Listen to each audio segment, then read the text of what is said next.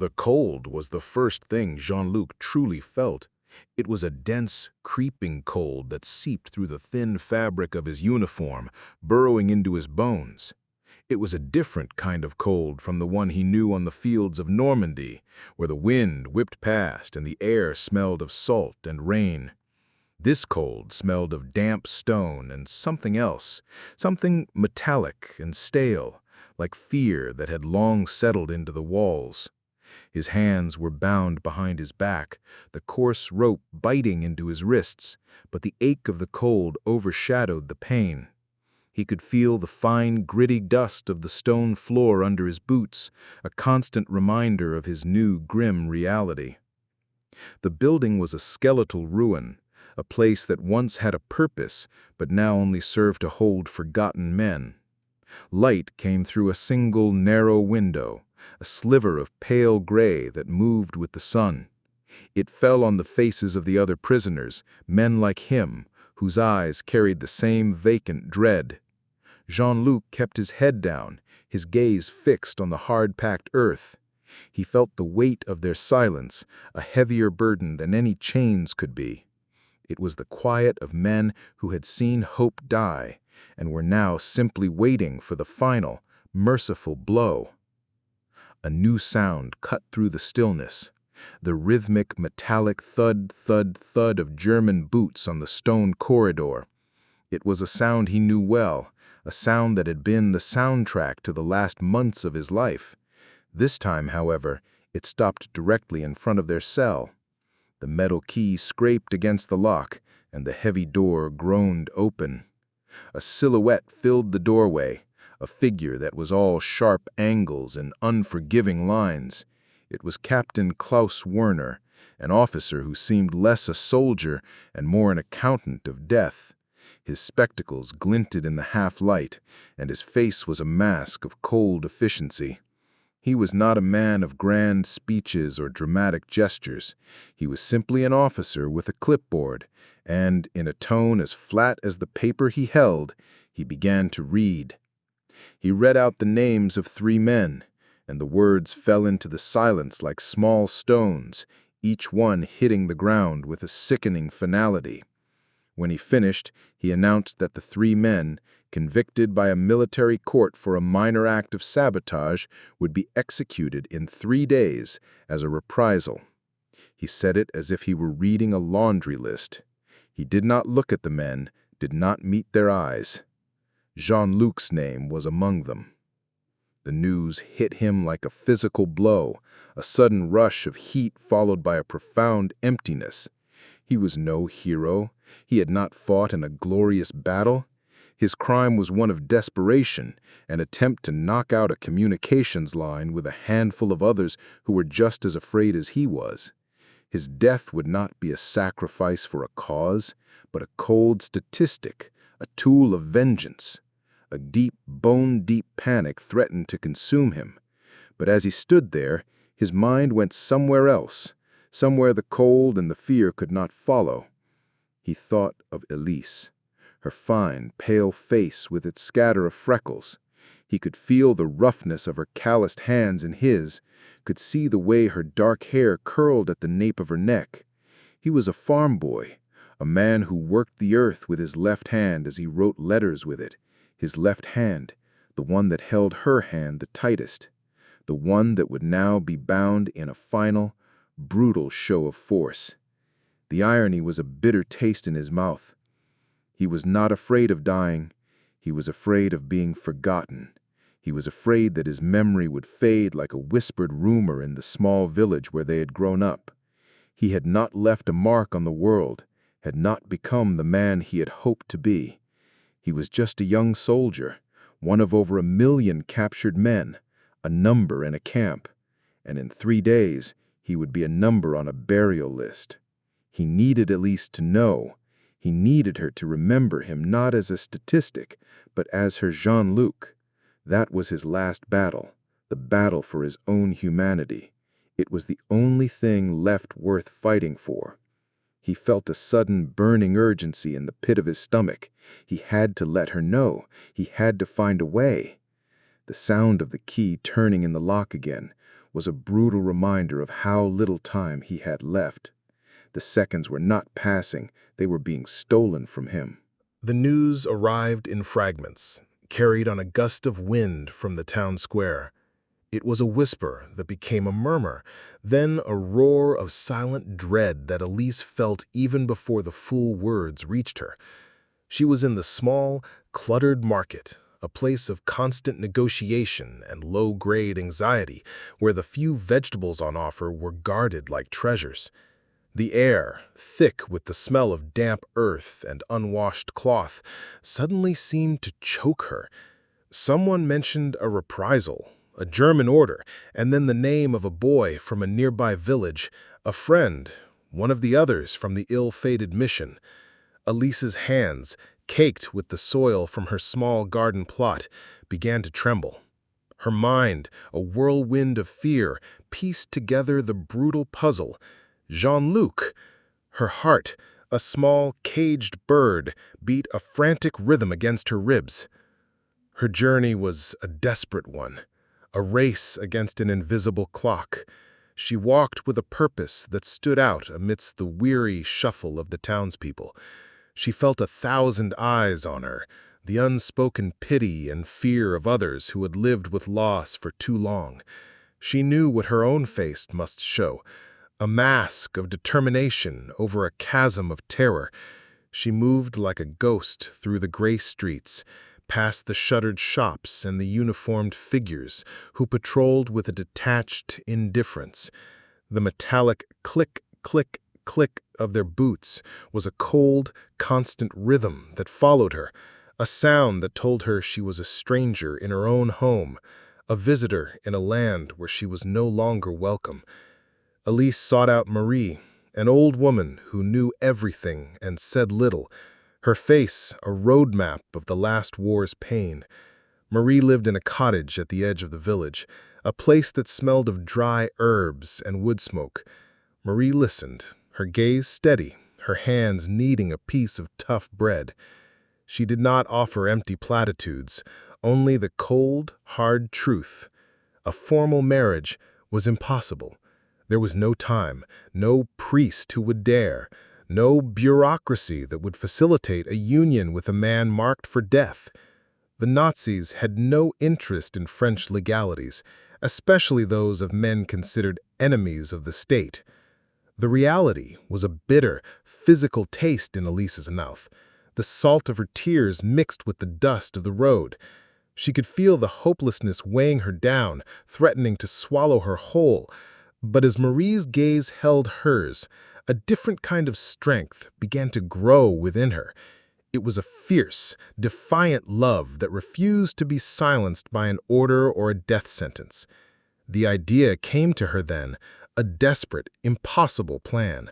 A wedding without a wedding, a ceremony without a priest or a church or a dress. It would exist only in their memories, a secret act of love in a world that had forgotten how to feel. Marie, watching her face, saw the shift, the transition from despair to fierce resolve. Marie's gnarled hand, a hand that had worked the land and buried the dead, rested on Élise's arm. Marie spoke without words, her touch a silent vow of support. This new plan was insane. It was a fool's errand, but it was the only thing left. Élise would find him, she would see him, and she would hold a wedding in her heart for the love that was already hers, even if it was for a short, fleeting moment. It was her last, defiant act of love and hope in a world consumed by war. The journey to the execution grounds was a walk through a waking nightmare for Jean-Luc. His feet, heavy in their worn boots, crunched on the gravel of an unpaved road. The air smelled of damp earth and the metallic tang of something foul and final. He was part of a small procession, 3 condemned men flanked by German soldiers with rifles slung over their shoulders. Captain Werner walked at the head, his hands clasped behind his back, his face devoid of emotion. He seemed less a man and more a bureaucrat, moving through a routine task. The horror was not in the malice, but in the mundane, in the cold, administrative way that life was to be ended. Jean-Luc's mind, in its final moments of clarity, clung to the memory of Élise as a drowning man clings to a piece of driftwood. He saw her face, her slender neck, the way she squinted when she laughed. He felt the phantom pressure of her hand in his. His own hands, still bound, twitched with a deep, private memory. He had hoped for a miracle, but he did not expect one. This was the end, and he was ready to meet it with the only dignity he had left, his memory. Then he saw her. She was a small figure on a hillock, a little way from the improvised execution grounds. She was dressed in dark, simple clothes, a stark contrast to the white dress she should have worn. There was no flowing veil, no bouquet of flowers. The only thing she carried was a single, small bouquet of wildflowers, tied with a simple twine. His heart, which had been a dead weight in his chest, gave a sudden, painful lurch. He knew it was her. He saw her resolute way she stood, a silent monument to a love that the war could not kill. The soldiers seemed not to notice her, or perhaps they simply did not care. She was just another civilian, an inconsequential part of the landscape. He met her eyes across the distance. A silent conversation passed between them. He saw the depth of her love, the courage that it took for her to be there. She saw the resignation in his eyes, but also a quiet, profound love that transcended his fear. This was their wedding. It was a ceremony held not with words or rings, but with a look and a memory. The sun, a pale winter disk, cast a weak light on the scene, making the world seem washed out and unreal. The only thing that felt real was her presence. The procession stopped in a small clearing where the ground had been recently disturbed. Jean-Luc and the other two men were made to kneel. His heart hammered in his ears, a frantic drumbeat against the silence of the moment. He kept his eyes on Élise. He saw her raise the bouquet of wildflowers to her chest, a simple, profound gesture. She was not there to witness his death. She was there to marry him. She was there to claim him, to take his memory with her so he would not be forgotten. A German soldier, seeing her, raised his hand to chase her away, but Captain Werner, for the first time, showed a flicker of something in his eyes. A flicker of recognition, perhaps, of the strangeness of the scene, or a flicker of indifference. He motioned the soldier to stand down. The moment was theirs, brief and eternal. Jean-Luc, with a strength he did not know he possessed, strained against his bonds and turned his head to the side. He caught a final glimpse of Élise, her face a blur through a film of tears. He saw her lift her hand, a small, half-wave, and he knew he was not a statistic. He was a man, a husband, loved and remembered. His eyes closed, and the world was silent, save for the memory of a love that was stronger than any war. Élise felt the silence first, a terrible, suffocating silence that fell over the field where she watched from a distance, hidden behind a copse of bare trees. It wasn't the silence of peace, but the quiet that comes before a great, final sound. The wind, which had been a low hum, seemed to hold its breath. She saw the group of soldiers, stiff and formal, a stark contrast to the three young men kneeling before them. One of them was Jean-Luc. She could not make out his face, only the lean, familiar curve of his back. It was a detail so mundane, so ordinary, that it tore at her heart with a fresh pain. This man, so full of life, was about to become nothing but a memory. The air had a sharp, metallic smell, an aroma that seemed to announce death before it arrived. She held her breath, her knuckles white as they gripped the wildflowers. She felt the sudden, terrifying shift in the atmosphere, the sense of a great, terrible force gathering. She saw the soldiers raise their rifles, their movements precise and practiced, like a macabre ballet. And then there was a sound. Not the sharp crack she had been bracing for, but a dull, percussive thud that was muffled by the earth. It was a sound that shook her to her core, a sound she would carry with her for the rest of her life, the sound of hope being extinguished. She could not look away. She saw the figures fall, like broken puppets, their movements sudden and final. And then there was a terrible stillness, a silence even deeper than before. The silence was the only thing that mattered, the sound of life leaving the world.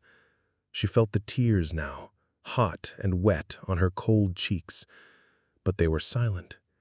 Her grief was a private thing, a secret she would carry. The soldiers were already moving, a cold efficiency to their work. They were burying the bodies, filling the fresh graves with dirt.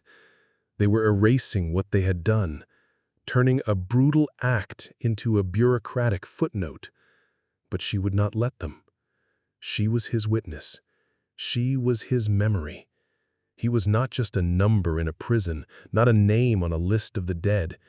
He was her husband, married to her by a look and a shared moment of courage. She was the only one who knew the truth of their love. Slowly, carefully, she began to move. She did not run, but walked with the purpose of a woman who was no longer just a girl. She was a widow and a guardian. The world was cold and gray, and the war was still raging, but she was now a keeper of a sacred trust. She had his memory, his love, and his humanity. The war could take his body, but it could not take what they had shared. Her wedding dress was the dark dress she wore. Her vows were the silent promises made in her heart, and her ring was the memory of the brief touch of his hand. She felt a profound shift within her. The grief was a physical weight, but the memory was a source of strength, a light in the darkness that would guide her. She would live for him. She would remember for him, and she would carry their love into a future that he would never see. The war ended. The sounds of celebration, of church bells ringing and people weeping in the streets, were a jarring, foreign symphony to Élise. She did not weep. Her grief was not for a nation's liberation, but for a private loss that no victory could mend. In the years that followed, she lived a quiet life. She never married, never sought another love. The memory of Jean-Luc was a sacred trust, a constant presence that shaped her days. She carried a small, folded piece of paper in her pocket, a note that a friend had smuggled to her in the aftermath of the execution. It was from a man who had been with Jean-Luc in the final hours. It said simply, "He saw you. He was at peace." That was all she needed to know. The paper was her wedding certificate, a record of a vow that transcended any law or public ceremony. She grew old.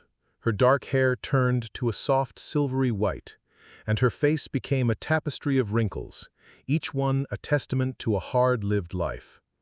She was the village's keeper of stories, the woman who remembered the names and faces of the boys who had gone to war and never returned. She never spoke of her own story. The wedding was hers alone, a secret buried deep in her heart.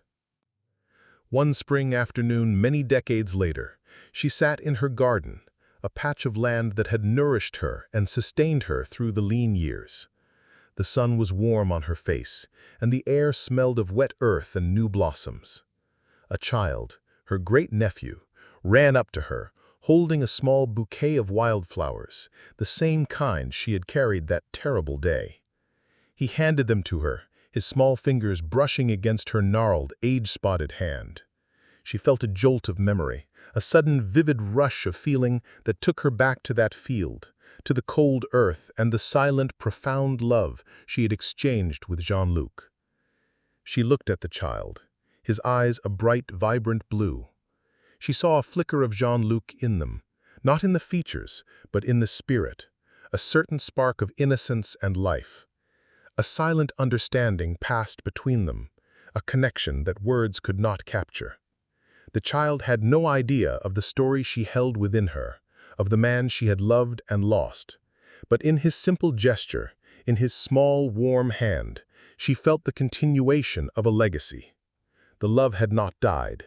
It had simply changed forms, passing from her heart to the hands of the future. The flowers were a reminder of the one she had carried that day, the one that had been her wedding bouquet.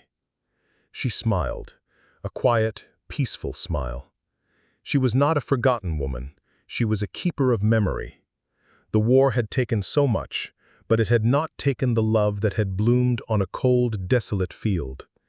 It had simply given her a different kind of wedding, a different kind of marriage, one that belonged only to her and to the man who would live forever in her heart. She was the bride without a white dress, a testament to the enduring power of love and memory.